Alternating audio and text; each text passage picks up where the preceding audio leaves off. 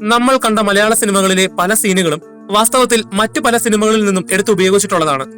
അത്തരം സിനിമകളെ കുറിച്ച് കഴിഞ്ഞ വീഡിയോയിൽ പറഞ്ഞിരുന്നു. അതിന്റെ അടുത്ത ഭാഗമായിട്ടാണ് ഈ വീഡിയോ ചെയ്യുന്നത്.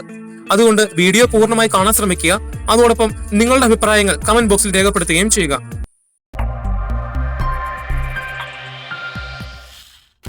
CID മൂസ 2003 പുറത്തിറങ്ങിയ നമ്മുടെ എക്കാലത്തെയും ഫേവറേറ്റ് സിനിമകളിൽ ഒന്നാണ് CID മൂസ.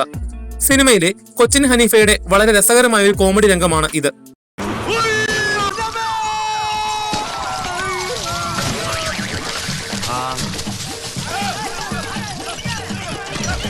എന്നാൽ ഈ ഒരു കൺസെപ്റ്റ് വാസ്തവത്തിൽ 1964 പുറത്തിറങ്ങിയ ഹോളിവുഡ് സിനിമയായ ബെഡ് ടൈം സ്റ്റോറിയിൽ നിന്നും എടുത്തിട്ടുള്ളതാണ്.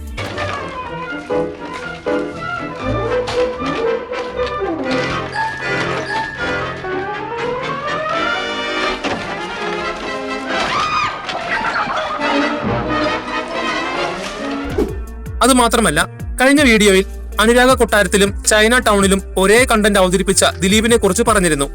എന്നാൽ വാസ്തവത്തിൽ ഈ രണ്ട് സിനിമകളിലും ദിലീപിന്റെ കാലിൽ വടികൊണ്ടടിക്കുന്ന കോമഡി ഇതേ ബെഡ് ടൈം സ്റ്റോറി എന്ന ഹോളിവുഡ് സിനിമയിൽ നിന്നും എടുത്തിട്ടുള്ളതാണ്.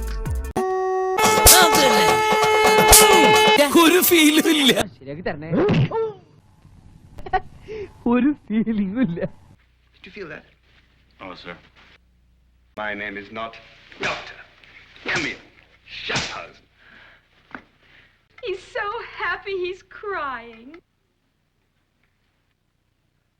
എന്താലേ.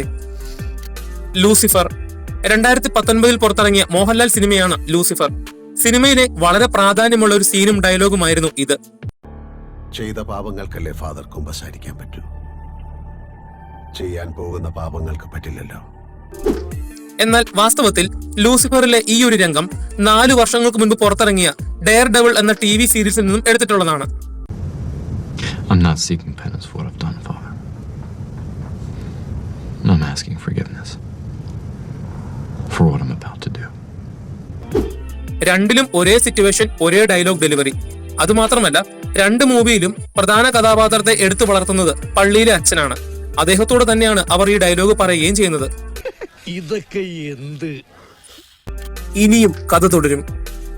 1985 പുറത്തിറങ്ങിയ ജോഷി സിനിമയാണ് ഇനിയും കഥ തുടരും. സിനിമയിൽ മമ്മൂട്ടി വില്ലന്മാരോട് റിവെഞ്ച് ചെയ്യുന്ന ഒരുപാട് രംഗങ്ങളുണ്ട്. അതിലൊന്നാണ് കാറിനുള്ളിൽ നിന്നും ലാലു അലക്സിനെ കൊല്ലുന്ന സീൻ. ശബ്ദിച്ചു പോകരുത്, വണ്ടി നിർത്തരുത്, നേരെ MG റോഡിലേക്ക് വിട്. അയ്യോ എന്റെ കണ്ണട, അയ്യോ എന്റെ കണ്ണട.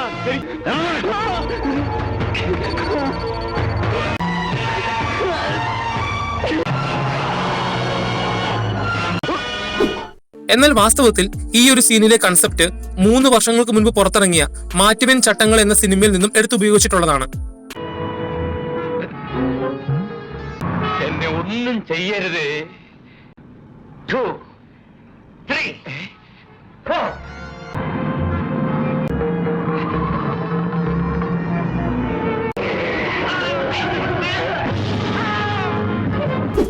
അതുമാത്രമല്ല, രണ്ട് സിനിമയുടെയും ക്ലൈമാക്സ് ഏകദേശം ഒരുപോലെ തന്നെയായിരുന്നു.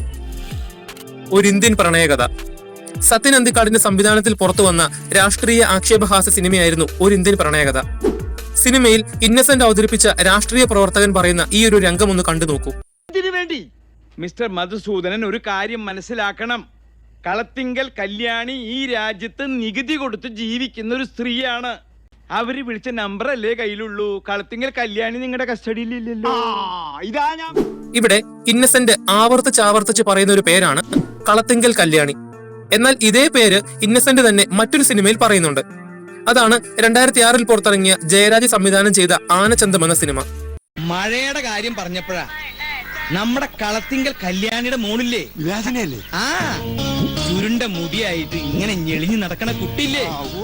മുഖം കാണിക്കാത്ത കഥാപാത്രത്തിന്റെ പേര് 2 സിനിമയിൽ ഇന്നസെന്റ് പറയുന്നത് പോലെ തന്നെ മറ്റൊരു വസ്തുവിന്റെ പേര് ശ്രീനിവാസൻ 2 സിനിമകളിൽ പറഞ്ഞിട്ടുണ്ട്. അതാണ് പരിമളം സോപ്പ്. വേറെ കുറച്ച് പരിപാടി ഉണ്ടായിരുന്നേ. ആ പരിമള സോപ്പ് കാര്യം വന്നിരുന്നു കേട്ടോ. ആ സോപ്പിന് വേണ്ട, അത് വിറ്റാ നാട്ടുകാർ കൈവയ്ക്കും. അവിടെ സോപ്പ് പെട്ടിയിൽ വെച്ചിരിക്കുകയാണ് നമ്മുടെ പരിമള സോപ്പ്. എന്നിട്ട് പറയുന്നു, എന്റെ മേനിയഴകിന്റെ രഹസ്യം പരിമള സോപ്പ്. തലയിണ മന്ത്രത്തിന്റെയും ചിന്താവിഷ്ടിയായ ശ്യാമളയുടെയും തിരക്കഥാകൃത്ത് ശ്രീനിവാസനായതുകൊണ്ട് തന്നെ ഇതൊരിക്കലും കോപ്പിയുടെയാണെന്ന് പറയാനും സാധിക്കില്ല. ഒരു നാൾ വരും. 2010 പുറത്തിറങ്ങിയ മോഹൻലാൽ സിനിമയാണ് ഒരു നാൾ വരും. സിനിമയിൽ മോഹൻലാലും ശ്രീനിവാസനും തമ്മിൽ പറയുന്ന ഒരു ഡയലോഗുണ്ട്. ഇടിവെട്ടിയവരെ പാമ്പ് കടിച്ചു. എപ്പോ? മൂർഖനാണല്ലയോ? ഏത് പാമ്പാണ് സാർ? എന്നാൽ ഇതേ ഡയലോഗ് 10 വർഷങ്ങൾക്ക് മുൻപ് പുറത്തിറങ്ങിയ മോഹൻലാലിന്റെ മറ്റൊരു സിനിമയായ കാക്കക്കോയിലിൽ നിന്നും ഇൻസ്പയർ ചെയ്തെടുത്തിട്ടുള്ളതാണ്. ഇടിവെട്ടിയവന്റെ തല പാമ്പ് കടിച്ചോടാ ചിന്നക്കട ജംഗ്ഷനിൽ വെച്ച് ഒരു 7:30 ആയി കാണും. രണ്ട് സിനിമയിലും വളരെ മനോഹരമായി തന്നെയാണ് ഇവർ ഡയലോഗ് ഡെലിവർ ചെയ്തിട്ടുള്ളത്. പട്ടണത്തിൽ സുന്ദരൻ 2003 പുറത്തിറങ്ങിയ ദിലീപ് സിനിമയാണ് പട്ടണത്തിൽ സുന്ദരൻ. സിനിമയിലെ ദിലീപിന്റെ ഈ ഒരു കോമഡി രംഗം ഒന്ന് കണ്ടു നോക്കൂ.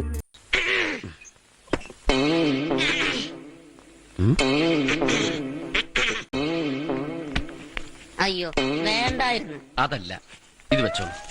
തൊണ്ടയിൽ കിച്ച് കിച്ചിന് ഏറ്റവും നല്ലതാണ് വീക്സ്. ഒരു എടുക്കട്ടെ.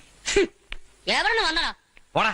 നമുക്കെല്ലാവർക്കും അറിയാവുന്നതുപോലെ ഈ ഒരു രംഗം വാസ്തവത്തിൽ മിസ്റ്റർ ബീനിന്റെ ഒരു എപ്പിസോഡിൽ നിന്നും എടുത്തിട്ടുള്ളതാണ്.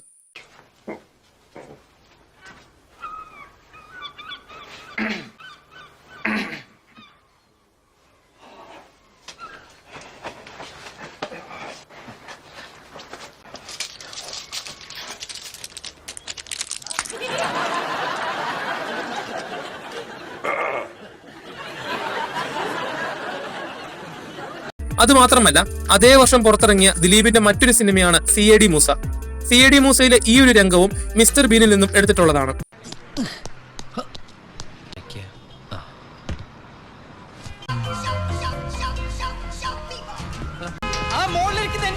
എനിക്ക് തന്നിട്ട് പോവൂ.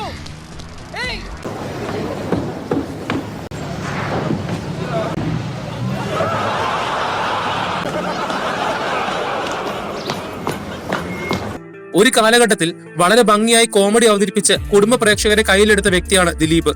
എന്നാൽ ദിലീപ് അവതരിപ്പിച്ച പല കോമഡികൾ വാസ്തവത്തിൽ മിസ്റ്റർ ബീൻ പോലുള്ള പല പ്രോഗ്രാമിൽ നിന്നും എടുത്ത് ഉപയോഗിച്ചിട്ടുള്ളതായിരുന്നു.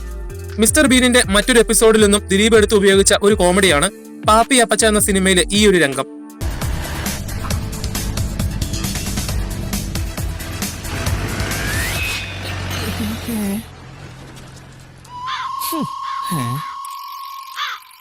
ഒന്നര മാസമായിട്ട് തൂറാത്ത കാക്കയോ?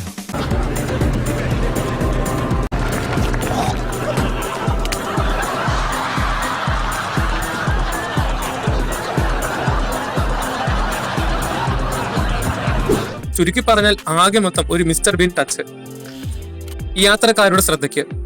സത്യനന്ദിക്കാട് ജയറാം ശ്രീനിവാസൻ കൂട്ടുകെട്ടിൽ പുറത്തിറങ്ങിയ മറ്റൊരു സിനിമയാണ് യാത്രക്കാരുടെ ശ്രദ്ധയ്ക്ക്. സിനിമയിൽ ശ്രീനിവാസന്റെ ക്യാരക്ടറിനെ കുറിച്ച് ജയറാം പറയുന്ന ഒരു മികച്ച ഉദാഹരണമുണ്ട്. അത്ര പ്രശ്നക്കാരനാണോ? പ്രശ്നക്കാരനാണോന്ന് ചോദിച്ചാ ഞാനിപ്പോ എങ്ങനെ പറഞ്ഞ് മനസ്സിലാക്കുക? ഉദാഹരണത്തിന്, സ്ഥലത്തിന് ഭയങ്കര വിലയുള്ളൊരു ഏരിയ, സെന്റിന് 10 ലക്ഷം രൂപ എന്ന് വെച്ചോ. ആ ഏരിയയില് ഈ ഗോപിയേട്ടനെ ഒരു ചെറിയ മുറിയെടുത്ത് 1 മാസം താമസിപ്പിച്ചാൽ മതി. സ്ഥലത്തിന്റെ വില കുറഞ്ഞ് 1000 രൂപ വരെ എത്തും. അത്ര മര്യാദക്കാരനാണ്. എന്നാൽ വളരെ രസകരമായ ഈ ഒരു രംഗം മറ്റൊരു സിനിമയിൽ വേറൊരു കഥാപാത്രത്തെ ഉദാഹരണപ്പെടുത്തി സംസാരിക്കാൻ ഉപയോഗിച്ചിട്ടുണ്ട്. അതാണ് 2011 പുറത്തിറങ്ങിയ പ്രിയദർശൻ സിനിമയായ അറബിയും ഒട്ടകവും പി മാധവൻ നായരും എന്ന സിനിമ. അവൻ ആളെങ്ങനാന്ന് ചോദിച്ചാ അതായത് എറണാകുളം MG റോഡിൽ ഇപ്പൊ ഒരു സെന്റിന് എത്ര രൂപ കാണും? എനിക്കറിഞ്ഞൂടാ. ഒരു 50 ലക്ഷം. ഇവനെ അവിടെ കൊണ്ട് താമസിപ്പിച്ച പിറ്റേ ദിവസം 10,000 രൂപയ്ക്ക് ആളുകൾ വിറ്റിട്ട് ഓടിക്കളയും. ഒരിടത്ത് ജയറാമാണെങ്കിൽ ഇവിടെ മുകേഷ് ആണ് പറയുന്നത്. ഇത്തരത്തിൽ മറ്റ് സിനിമകളിലെ കണ്ടന്റ് എടുത്ത് ഉപയോഗിച്ച മലയാള സിനിമകളെ കുറിച്ച് കൂടുതൽ പറയണമെങ്കിൽ നിങ്ങളുടെ അഭിപ്രായങ്ങൾ കമന്റ് ബോക്സിൽ രേഖപ്പെടുത്തുകയും ചെയ്യുക. കൂടാതെ വീഡിയോ ഇഷ്ടപ്പെട്ടെങ്കിൽ ചാനൽ സബ്സ്ക്രൈബ് ചെയ്യുന്ന കാര്യം ഒന്ന് പരിഗണിക്കുകയും ചെയ്യുക. അപ്പോൾ അടുത്തൊരു വീഡിയോയുമായി വരുന്നത് വരെ ബൈ.